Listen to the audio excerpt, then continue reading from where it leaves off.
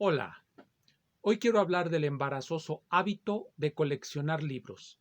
¿Qué coleccionista de libros no ha sido en alguna ocasión increpado por alguna persona de su confianza, o por algún extraño, o por algún amigo, o por un familiar, de la razón de su gusto por coleccionar libros? Siempre hay razones utilitaristas de por medio cuando uno habla de esto. Siempre dice uno es que los necesito, es que me gustan, es que esto, es que el otro, pero la verdad es que nos resulta muy complicado dar una respuesta que sea satisfactoria incluso para nosotros mismos. ¿Por qué coleccionamos libros? Me gustaría hoy hablar de esto, hablar del tema de por qué coleccionamos libros, y a lo largo de esta prolongada reflexión vamos a hablar también de libros, es decir, para decir por qué nos gustan los libros, vamos a poner como ejemplo nuestro gusto por los libros.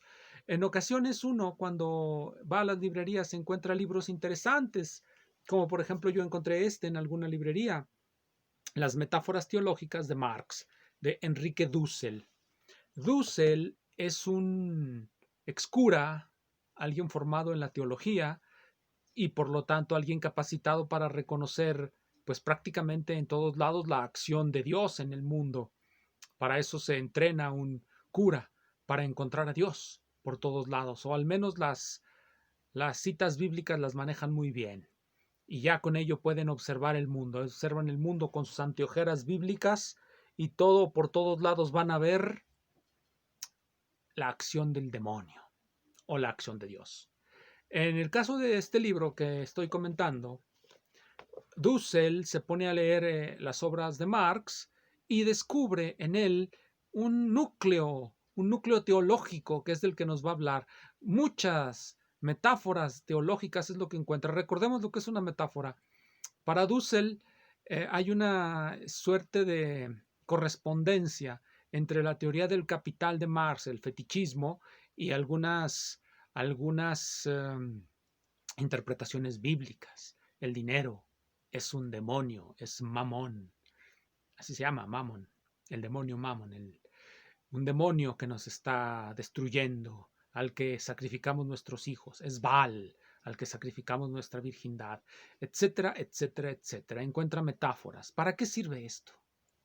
Es curioso, es un libro curioso, es un libro entretenido, pero ¿para qué sirve? ¿De qué sirve a quien está construyendo la socialdemocracia saber que Marx se inspiraba en la Biblia? ¿Acaso eso nos va a llevar a leer la Biblia?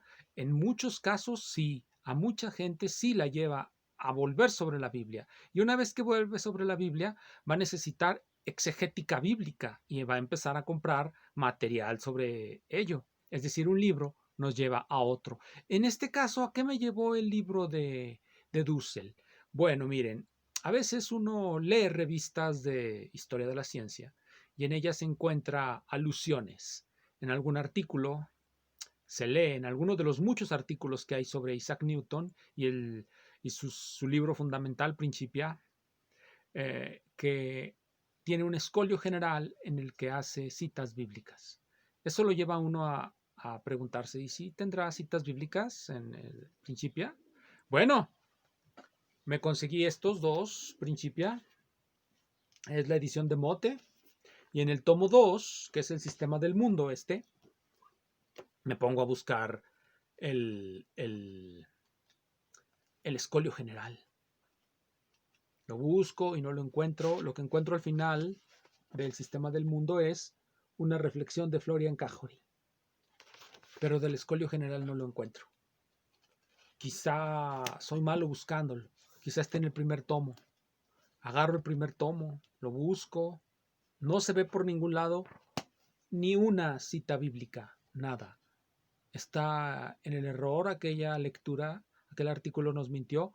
Bueno, no, resulta que hay una larga tradición de censura, de expurgamiento de los libros en el mundo anglosajón. Entonces la mayoría de los libros son expurgados antes de ser dados al gran público. Eso hacen con Newton y eso hacen con Montaigne, aunque con Montaigne no importa que lo expurguen porque pues no aprende uno nada con él, pero con Newton es muy importante. Entonces eso es una cosa que hacen los anglosajones. Bueno, ¿y qué hacen los católicos? Aquí tengo pues la versión del catolicismo, una versión española, y aquí sí viene en el tomo 2, del tomo 2, sí viene el escolio general al final. en lugar de encontrar alguna, algún discurso de un párroco protestante, de algún pastor protestante, encontramos el Escolio General. ¿Y qué encontramos en el Escolio General? Pues, citas bíblicas. Citas bíblicas. Éxodo, Reyes, Moisés. Newton nos está hablando de citas bíblicas. Entonces no resultará difícil que otro teólogo, no creo que Enrique Dussel estará muy entretenido liberando al mundo. Otro teólogo formado en la ciencia, bueno, pues hay gente que no es tan importante, en lugar de formarse para liberar a las naciones latinoamericanas, se forma pues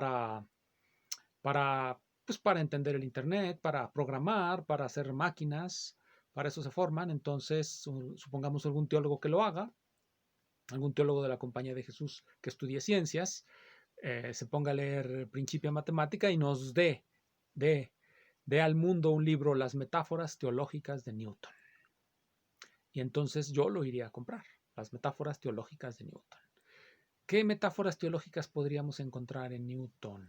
El sistema del mundo, las matemáticas, la reflexión sobre las leyes de la naturaleza concluyen en que debe existir un Dios.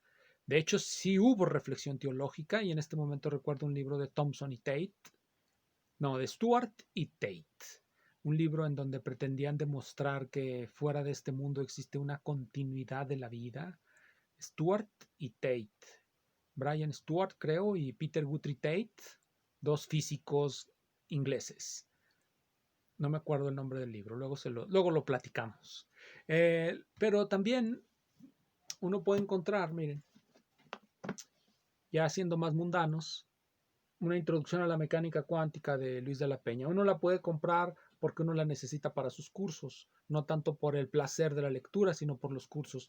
Y cuando uno la va leyendo, uno encuentra cosas interesantes. Por ejemplo, en este libro, cuando ve la teoría del momento angular, una de las que es reputada como muy difícil para los estudiantes, porque en sí consiste en construir las representaciones tensoriales del grupo de las rotaciones en un espacio de Hilbert. Generalmente en los cursos de mecánica se construye el grupo de las rotaciones representado en un espacio euclidio real tridimensional. Aquí necesitamos extender ese concepto a un espacio de Hilbert, que es un espacio infinito dimensional, con dimensión, cardinalidad contable, y además que acepte productos tensoriales, porque cuando sumamos momentos angulares, cuando tenemos dos partículas, o una misma partícula que en una colisión estalla en dos, entonces su momento angular pues ya no va a ser uno, sino van a ser dos, y podemos pues encontrar, de acuerdo a las reglas de la mecánica cuántica, una base irreducible y un conjunto de estados, etcétera, etcétera, etcétera. Y eso se les hace difícil a los estudiantes. Entonces, en esta edición, Luis de la Peña nada más lo menciona, pero no pasa a demostrar el teorema central de esa teoría, que es el teorema de Wigner-Eckhart. Wigner-Eckhart, el teorema sobre las representaciones irreducibles de los operadores tensoriales. Pero 20 años después, Luis de la Peña sí ya construye esas representaciones irreducibles. ¿Por qué? ¿Acaso mejoró el nivel matemático de los estudiantes? Esa es una explicación. ¿Acaso ya tuvo tiempo para ponerse a hacer una transposición coherente de la teoría del momento angular? Quizá. La cosa es que la única manera que tenemos de documentar esos cambios es a través de los libros, a través de estos libros que tenemos allí. Bien, y hay un ejemplo que me gusta todavía más. Miren este. Esta es la edición en italiano de Los fondamentos filosóficos de la mecánica quantica de Hans Reichenbach, Il fondamenti filosofici della mecánica quantistica. ¿Qué diferencia tiene este con sus versiones al inglés y al alemán? 3 renglones. La diferencia que tiene esta versión al italiano son 3 renglones. Reichenbach añadió 3 renglones a esta edición. Y uno va a decir, entonces tu gusto por los libros surge de que encuentras todas esas curiosidades en ellos. No, mi gusto por los libros surge de que en ellos me informo, me documento de lo que ha pasado a lo largo de la historia. Si nada más leyera un libro, mi perspectiva estaría limitada por ese libro. Si nada más escuchara a un orador, mi perspectiva estaría limitada a ese orador. No, yo quiero miles de libros para tener una perspectiva amplia, para tener la capacidad de reconstruir algo que pasó, para tener acceso a una suerte de verdad más documentada, menos anecdótica.